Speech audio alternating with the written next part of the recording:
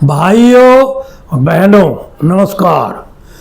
आज हम सनातन संस्कृति के विषय में बात करते हैं।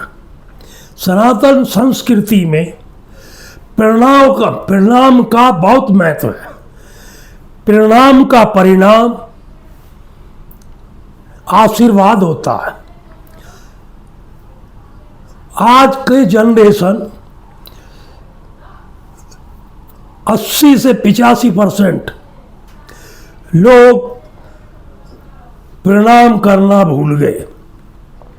अभी भी कुछ गांव देहात में ये रीति रिवाज हैं, शहरों में तो अलविदाई हो चुके हैं।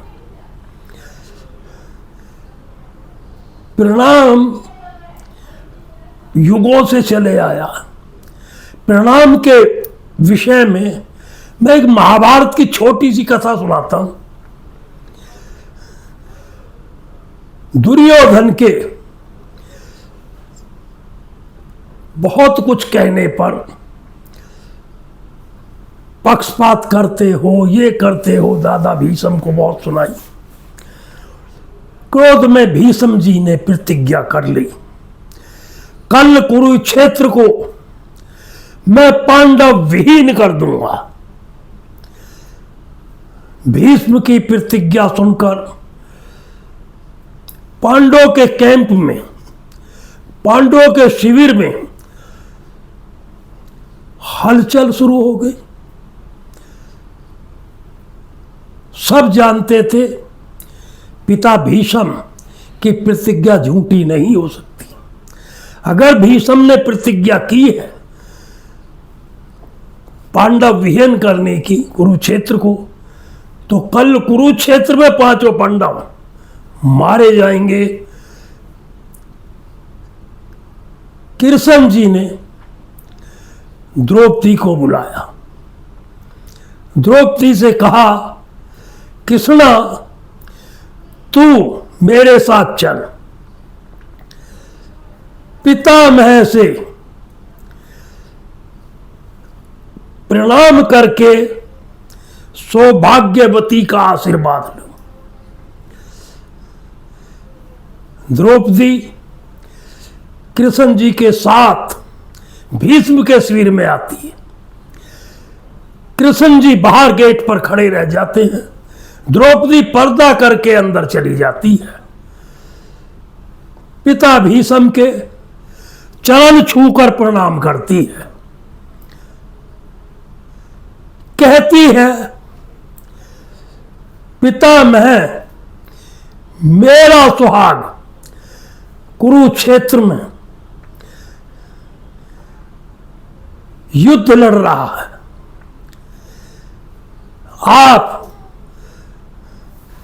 से विनती है, प्रार्थना है, प्रणाम करती हूं आपको, मुझे सौभाग्यवती का वरदान दो। जैसे ही द्रौपदी ने प्रणाम किया, पिता भीष्म ने सर पर हाथ रखा, सौभाग्यवती भाव का आशीर्वाद दिया। फिर तो द्रौपदी ने घूंघट हटा दिया। यह देख के भीष्म द्रौपदी को चकित रह गए। वो समझ गए कृष्ण के सिवा कोई ऐसा नहीं है जो भीष्म के प्रतिज्ञा को भीष्म के ही वरदान से कटवा दे। उसने कहा, द्रौपदी बेटा क्या कृष्ण जी भी हैं? आपको कृष्ण जी ने बताया ये? उसने कहा, पितामह वो तो मेरे साथ आए हैं, बाहर गेट पर खड़े हैं। पितामह फौरन उठकर बाहर जाते हैं, प्रणाम करते हैं कि हे केशव, मैं तो द्रौपदी को देखते ही समझ गया था कि ये आपकी ही लीला है। संसार में ऐसा कौन है जो भीष्म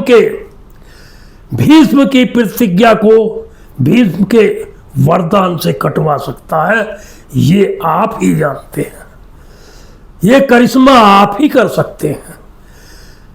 बहनों और भाइयों, आज भी प्रणाम और आशीर्वाद में कोई अंतर नहीं है। तीनों लोक का रचयिता परमात्मा, जिसे परम आत्मा कहते हैं, उसी का अंश आत्मा के रूप में हर जीव के अंदर व्याप्त है। वो आत्मा से निकला हुआ आशीर्वाद आज भी पूर्ण होता है। अगर आप श्रद्धा से किया गया प्रणाम करते हो, श्रद्धा से किए गए प्रणाम का आज भी वही महत्व है उस आशीर्वाद का जो आत्मा से निकला हो। अपनी संस्कृति पर विचार कीजिए। युगों से चली आई सनातन संस्कृति, इसका विस्तार कीजिए। आज मैं इतना कह के ही वीडियो को विराम देता हूं कि आप मेरी बात सुनकर, समझकर इस वीडियो को ज़्यादा से ज़्यादा शेयर करेंगे, ज़्यादा से ज़्यादा लोगों पे पहुंचाएंगे और सब्सक्राइब जरूर करेंगे। धन्यवाद, नमस्कार।